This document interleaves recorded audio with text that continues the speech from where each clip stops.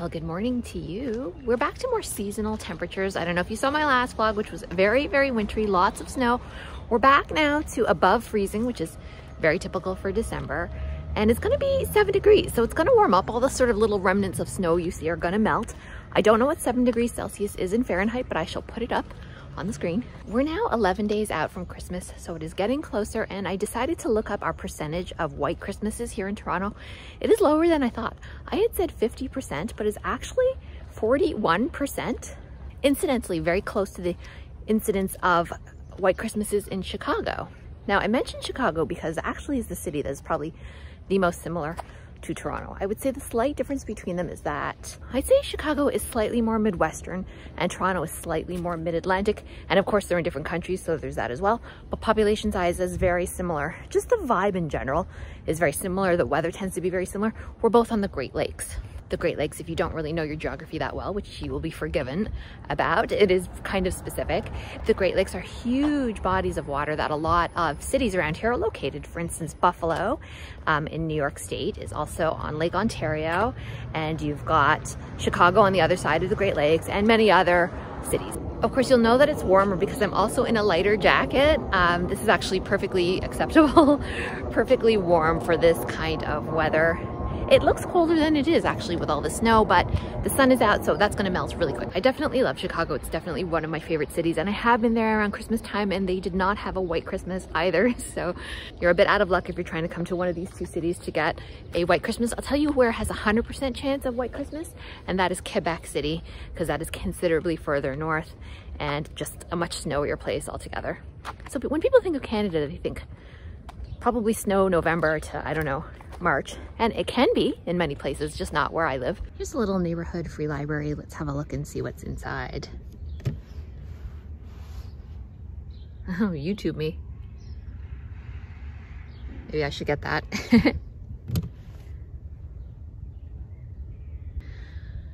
Fight cancer with vitamins and supplements. Yeah, okay, good luck with that. Okay, I'm gonna close this up. Oh, something by Rohinton Mystery. Okay. All right, nothing for me today.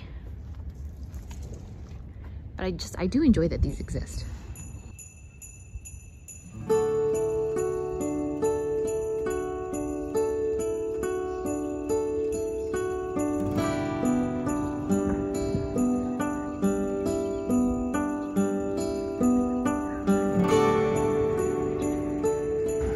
It is nice to be out walking without needing to wear winter boots, that's for sure.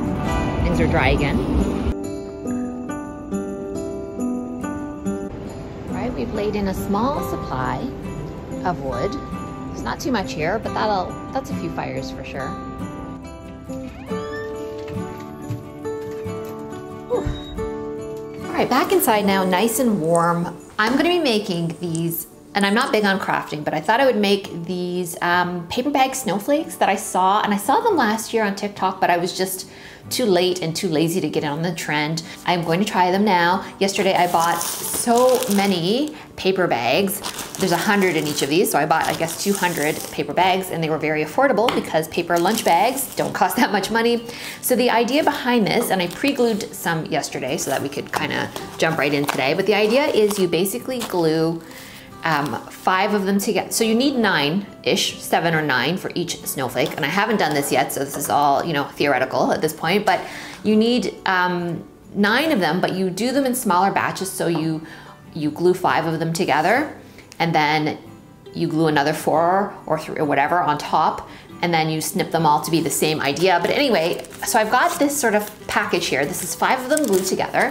I tried using Elmer's glue, and forgive me, you know, I'm not a crafter tutorial type person, so I'm just describing this as best I can. So you get Elmer's, you can use Elmer's glue, you can use a hot glue gun, which is, I think, the preferred way to do it. I see the most people doing that. But that seemed to work well, very messy, and it took a long time to dry, so I couldn't use these yesterday. The glue stick is a drier option, but I don't think the longevity and bondage with the glue stick is as good. Time will tell though. So what you do is you stack, I'm gonna do actually one or a couple now to show you what I'm talking about. And I'll use the glue stick. But again, hot glue gun or Elmer's, you know, the white kids glue. So what you do is you have your paper bag like this, and then fold it side down. So you know you've got the flap, so that will be down. But on the top part, you make a T, just like I'm doing here. T across the top, right? That's the bottom part of the lunch bag. And then you make this T shape and you go down like this. You see? One here, one here. Then you lay another bag on top of it, like this. Press them down, and then you keep going until basically you have a stack of 5. Why 5, you might ask? Well, the reason 5 is because that's probably pretty much the max you can cut through with just whatever scissors you're gonna have on hand.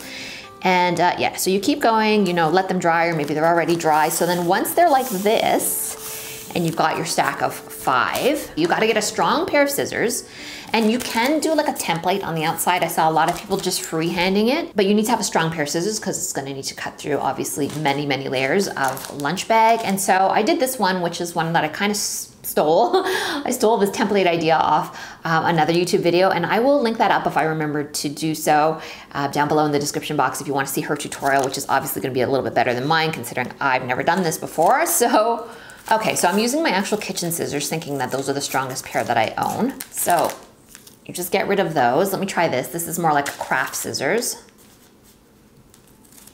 Yeah, these are working too. So I guess they don't have to be the absolute strongest scissors because this is just a much flimsier set of scissors. Okay, so you go in, you see what I've done there so far. And then she made this sort of nice, I don't know, sort of scalloped, almost bell-shaped edge. So I'm gonna cut around. This would be a really good activity to do with younger kids or, well, anybody basically. And what's nice is obviously the ornament is gonna be double this, so you're gonna get a lot of bang for your buck. And I always love something impactful because a lot of my ornaments and Christmas decorations kind of on the dinkier, kind of smaller side, but this is gonna be kind of big, and I'm gonna hang them maybe in the window. Well, I don't know how I'll hang them all, but I'll definitely show you once it's all done. Now in that tutorial, the woman said that you don't have to be so perfect about it. It definitely doesn't have to be perfect. It can be a little asymmetrical, it can be a little janky. So these scraps will actually be, I'll keep these and use them in the fire as kindling. Okay, so here we go. So here's, oh, that looks nice. So that's like 1/2 of it. So once you've got this one done, what you're supposed to do is take your next stack, right? Another 2 on there. Hopefully this is not confusing for you guys. And we're gonna glue this on top of this. So these are ones that are uncut right now. And again, I guess the idea behind this is that it's just too hard to cut. Like if you were gonna cut through 9, that would be too much. So you flip it to this side now, and then you just kind of use this as a template. I'm gonna use the smaller scissors here and match it up pretty good. So you see, I'm just gonna match this here. Yep, tore it a little bit, but I think it'll still be okay. Okay, moment of truth, here we go. Oh, you know, that's a little tight. I think that's pretty good, but I feel like if I stretch this out, 7 is not gonna be the right number. I think that 9 is gonna be the perfect amount so that nothing feels too stretched. So one little tip I can give you already from doing this is that you've gotta be a little bit careful when you're doing your little cuts.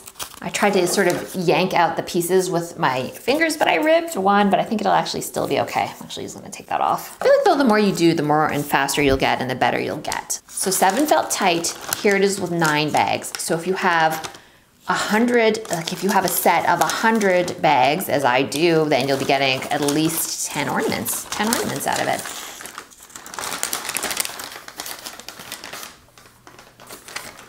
I think that's pretty cool for a fun, quick craft. Okay, so now you gotta glue these 2 sections together. Again, you just use your T shape. And then you gotta stick your hands in. That's what I saw her do, to make sure that you get the glue to really stick well. I think what I'll do is right here at the top where the 2 sides joined, I'll probably add 1 staple, poke a hole through, and then hang it from a cord, maybe even in the windows behind me or something like that. Well, we'll see. I'm gonna keep going and I'm gonna make some more. So I've made 2 so far and got my little stapler, and I'm gonna, after I've closed it up here and here, I can feel that the glue wants to pull apart. So I think that just using 1 staple will really help to secure it. Perfect. And underneath the staple probably is where I'll punch the hole. I don't know if you can see the staple. Probably right there is where I'll do it so that it's a little bit reinforced when it does hang, but it's not very heavy, obviously. It's just 9 lunch bags, paper lunch bags. But this one I did more solid with just much smaller triangles. And this was the OG that we looked at. I think I like this shape the best, actually. I might do more like this. So I got out my laptop and looked up what some other people are doing just by Googling TikTok snowflake paper bag patterns, and I decided to go with this kind of strange shape with a sort of rounded. I've not been sat here. Obviously I'm gonna speed this up because how boring would that be to watch me glue a ton of these together, but I've only been here about 15 minutes and I've got, this is like my 5th one so far. And then you can see my pile is growing over there, and yeah.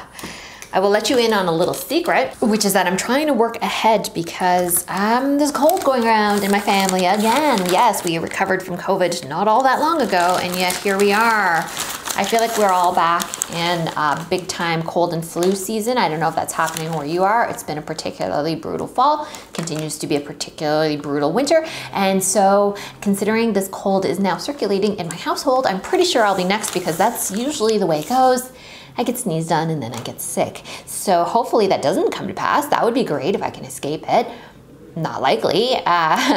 Don't mind me as I'm just here holding these together, trying to get these to bond. That's why I'm trying to kind of get ahead and get some stuff done around the house, because I'm also hosting a big Christmas dinner for my family. And when I say big, I mean big. I think closer to 20 people. So I'm trying to get the house a bit prepped. I'm gonna put the staple in. And I think this will be maybe the last or second last one that I do. I don't have a hole punch, that's just the one punch because I'm not very crafty. So I'm just gonna use this little screwdriver as a punch. I've seen people just stab it with their scissors as well, but I had this small screwdriver handy and I think it'll go through the paper pretty readily. Of course, being careful not to stick myself. I'm gonna go just above, or sorry, just below where the staple is. I'm sure you can't see that, but anyhow, I'll go just below the staple so that way it can act as a bit of a reinforcement when it's being hung. All right, easy enough. So this is just a skinny Phillips head type screwdriver. If you have one of those, probably a bigger Phillips head screwdriver will work too if you don't have a hole punch, and it'll make just the nice size hole to put some thread through. I don't think I'll use a really skinny thread. I don't have fishing line. I'll probably just use something like twine or something like that, something a little thicker so that it doesn't tear right through the paper. And ta-da! Did I go a little overboard? What do you guys think? Look how many are there. There's 1, 2, 3, 4, 5, 6. I made 6 altogether.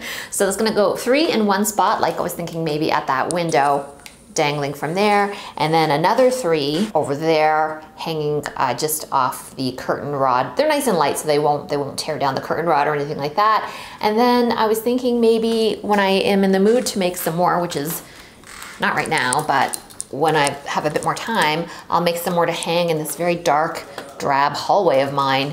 And yeah, that should do it. That would be 9 altogether. So I guess I didn't need 200 bags. I didn't need 200 bags. Have to stack up like this, but then again, who knows? Maybe I'll be inspired to make more for upstairs or somewhere else. I think that's pretty good for like a craft that's under $5. I've changed into some clothes for cleaning up around the house, and I just got a delivery that I thought I would show you. This is a new mat / rug for that extremely dark and a bit slivery hallway. These floors are over 100 years old and they're in okay condition. They're kind of a little rough in some spots, and especially in that hallway. So I wanted to buy this sort of runner so that it will be nice and smooth and nice to walk on. Ooh, this should be cute. Okay, let's put it down.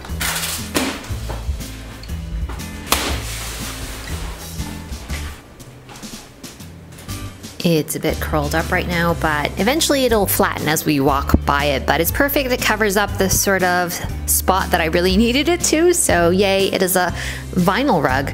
So it's actually good for outdoor, indoor if I want to put it somewhere else later on. Of course, the thing to do would be to fix the floors. I just have not got time for that right now. Now 3:15 and the sun is already coming down. Oh. Imagine in an hour it's going to be dark. I'm not sure if you can see it, but there's a weird haziness to the sky today. I'm not really sure what that's about. But I'm off to go and get some command strips so that I can hang up these paper snowflake ornaments and not put holes in the wall. Hopefully I can find some. It's very busy out because kids just got out of school and it's like traffic and buses and St. Clair.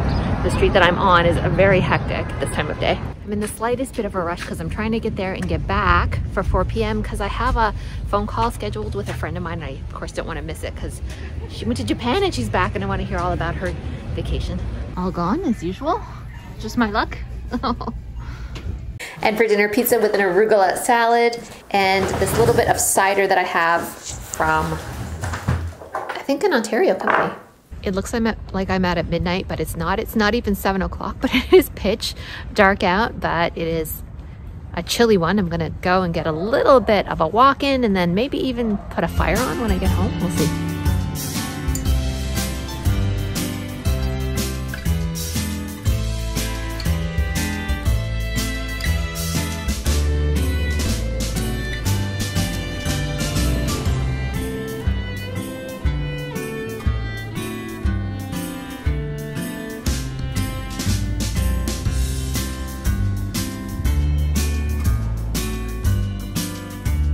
It's time to get a fire started. So first off, we're gonna open up the flue, which is here. This is a cast iron, 100-plus-year-old fireplace, the original, which still works. Very good working condition. Everything is super solid and heavy. They don't make things like they used to. But the second thing I'm gonna do is pop open this, which just is a cool, I guess, would have been a cool little invention at the time, but this just makes the area to, like a hood, the area to catch the smoke a little bit wider. It doesn't really have much of a function. It could be in, it could work like this, but this will be better in catching all the smoke so none of it goes into the room, obviously. And we're just gonna put a little bit of wood there and light her up. So I am a little bit on the prissy side, so I wear heavy duty gardening gloves to handle all this wood because I've been doing it years without, and then I switched to doing it. I'm like, why don't I just wear my gardening gloves when I do this? Because, you know, these are all kind of like, you get little slivers, your hands get dirty, and just handling the wood is just easier. It's easier to grip and pick up when you've just got some good gardening gloves. So that's my tip to you. So I like to build a little sort of log cabin shape with my kindling sticks here. So, and you want to make it nice and airy, and underneath I've got those little scraps. Some of these are gonna go up in flames right now. And what you do is you build a really small fire first. In this case, because you're starting, it's cold, right? So you want to get a small fire going with the kindling, and then you want to put your smallest log on when everything is nice and hot.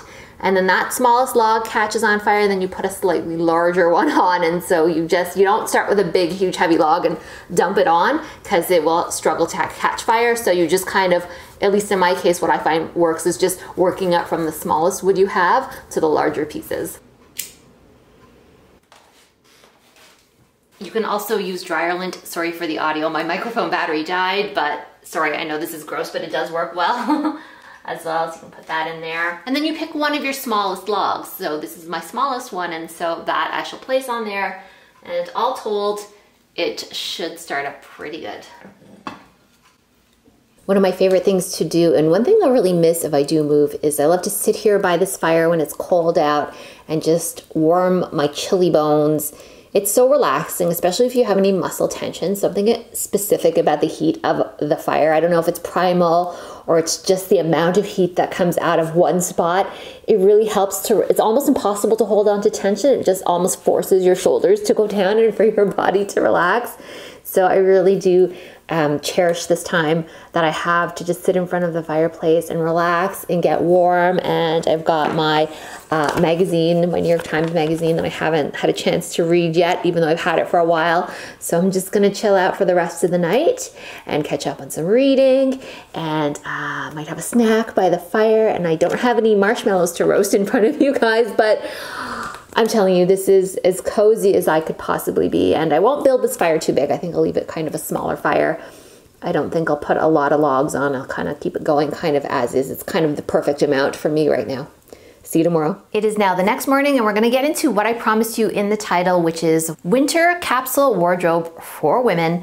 I'm gonna show you exactly what I would wear over the winter season, what I do wear. These are items from my closet, and these should be suitable for pretty much any body shape. They will be easy pieces to find. You don't have to get these exact ones, but you can get something in the same color, the same shape.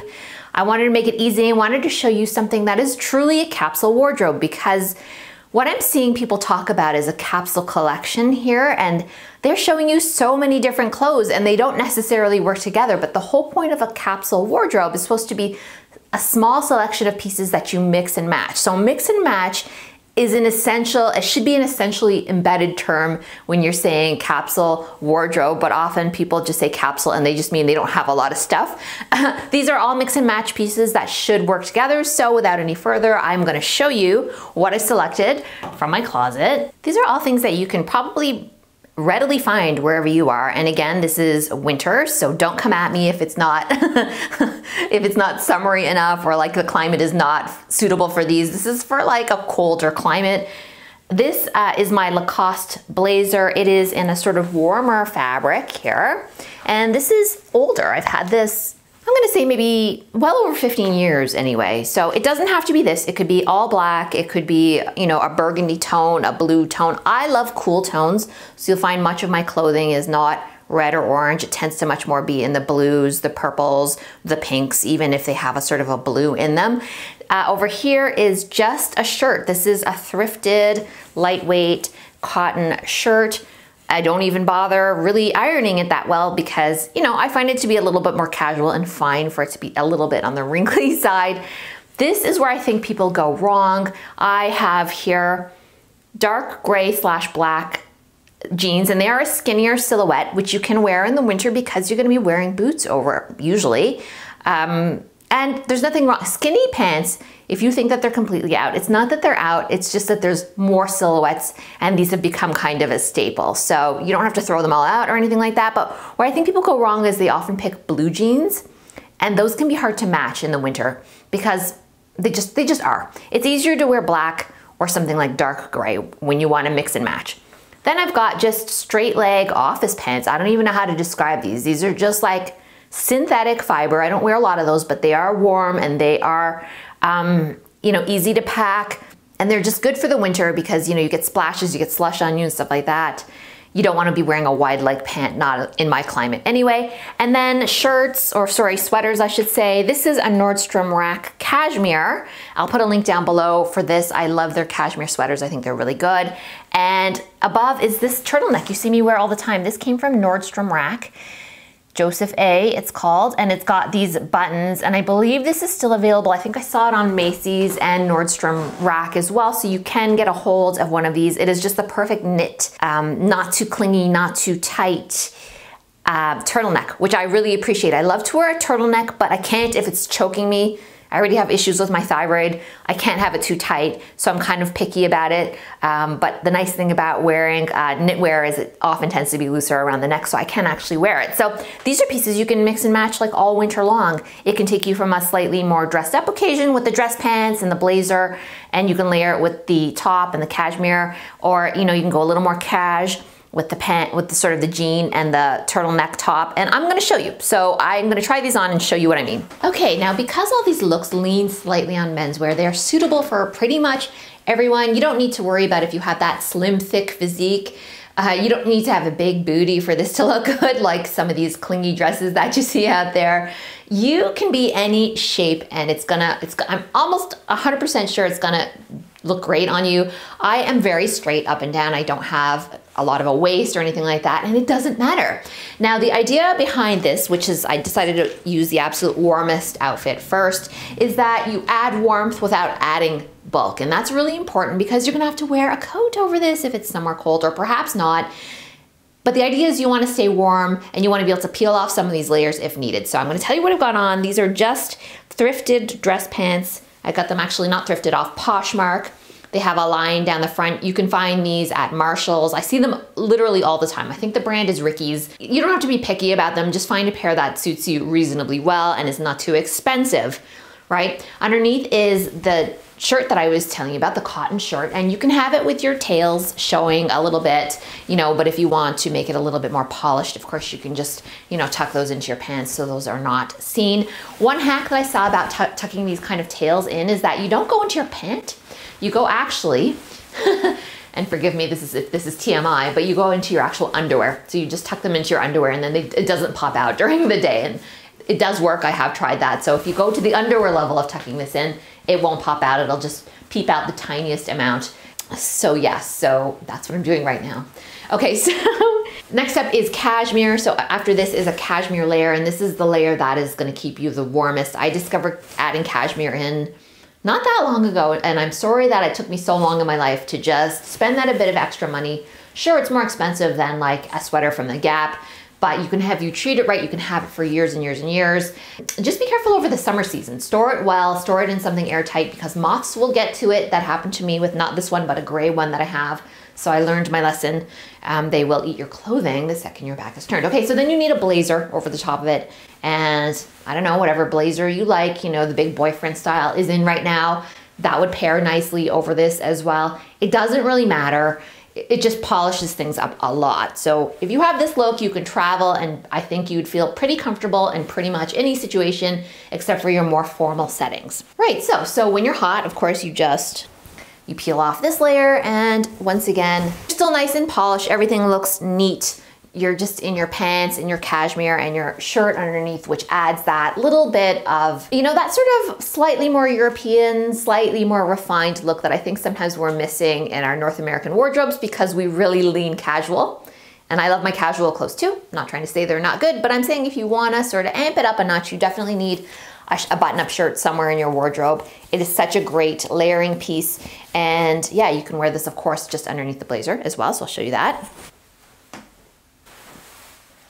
And then, of course, if you're just getting too hot altogether, you can just wear it like this. Easy, easy, and still very, very warm because this is a heavier weight blazer. So you don't want to be wearing your linens or anything like that in the winter. It doesn't have to be this is a velvety material, but I would say, you know, your knits, your sort of thicker blazers, that this is their time to shine, basically. Let's put on something a little more casual. Oh, by the way, and if you didn't want to wear dress pants, the way that this works as a capsule wardrobe is that, you know, you could wear jeans with this just as readily. It will look good as well. So you can just wear a turtleneck like this, and you'll find that if you have a piece like this, and like again, as I said, it's a knitwear. It's actually a knitwear piece. It may look cotton, but it's actually knitwear. It's got these beautiful buttons, which I've been seeing a lot this season, this beautiful button detail. If you need to travel, wear a piece like this, nobody will realize you're re-wearing the same piece.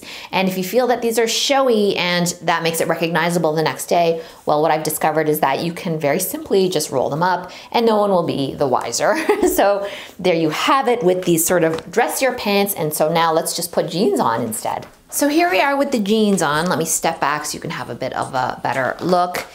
These are from Madewell, and I've had them absolutely forever. I think they're the 9-inch mid-rise if you can still get your hands on a pair. They still may make them because I think some of these, like I said, are just staples. This is, for me, a platonic ideal of a winter outfit. It is pulled together. It's quite warm, but the thing about jeans is, if you're Canadian, you know this, jeans are not that warm. Something about the way that they're woven, like the fabric is woven, tends to get kind of stiff, and actually they stiffen up and they're cold. So they're not actually the warmest. These sort of other pair of dress pants I had on, being a complete synthetic, are actually warmer in that case. And that makes sense. A lot of base layers are made out of synthetics. And so that would feel closer to a base layer, whereas this is just woven and the weave is more open. That's what denim is, right? So if you did need to dress this up for whatever reason, or you just wanted to be a little warmer, that's when you grab your blazer and you just put her back on. Then you look more polished and you're ready for, oh, I don't know, a dinner out, a trip to the museum, whatever it is, whatever your winter sojourn takes you. I think that this is a really nice look as well. And so as you saw here, just a limited amount of pieces that can really mix and match. That is the key. You know, all of these mix and match. This, as you saw, goes well with the dressier pants. And just in these, you have a few days here of different clothes you can wear. I'd say you could probably stretch this amount of pieces out to maybe 5 days if you were traveling. But at home, these are ones that I kind of find I'm always reaching for in the winter season. So foggy, we're at High Park. I'm gonna have a quick look around High Park Zoo. So foggy today. Often when it's foggy, it's because there's a big change, a big swing in temperatures. So it's going from cold to like, I think 9 degrees. Do you want to see something absolutely adorable? Capybaras, okay, let's look at them. Oh, it's got straw on its face. Oh, cute. Okay, we're coming up to the Peacock enclosure, which I will show you, and they had to enclose it. This is a true story. These peacocks flew away. They flew away, and they couldn't find them. They were like hanging out sort of in the general area, and they were, I think, in someone's backyard. And so they had to collect them, put them back, and then they built this enclosure that has a roof on it now so that they cannot fly away anymore. It's back there, very hard to see. It's not feeling friendly today, and that's okay. Anyway, there are peacocks in there. You'll just have to take my word for it. That's their new cage, basically. Generally speaking, I'm not the biggest fan of zoos, and I do feel bad for those peacocks now that I think of it, because I think they're from India or somewhere a lot warmer than Toronto, so no wonder they're not coming out to display themselves. The bison are looking pretty happy, though, all things considered. This is the perfect climate for them because they are North American plains animals. I'm gonna continue on my walk here, but the one thing that I didn't want to forget to mention was that you should sign up for my Substack, because this week, yeah, I think maybe tomorrow when this comes out, I have a really good article coming out, and my Substack is basically my online publication. It's sort of like a lifestyle magazine. It's completely free to sign up. I have an article coming out about dresses with pockets, buying a home, and some other random thoughts, including for people who people think I look like. So if you want to see and you want to weigh in yourself, go ahead and sign up for that. helenavery.substack.com.